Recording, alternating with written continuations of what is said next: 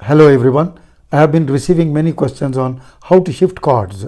For the beginners especially, I have 4 tips. The first one is form the shape of the chord. This is A major.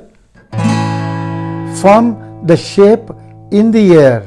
This is E major shape. Don't use individual fingers like this. Form the shape D major chord. Shape is this. The second one is there are fingers. Sometimes in some chords they do not change, they remain the same. For example, D major to D minor, third finger does not move. E major to B seventh, second finger does not move.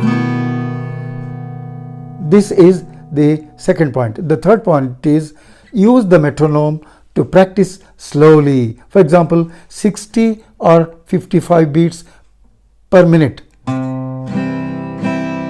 Take any rhythm.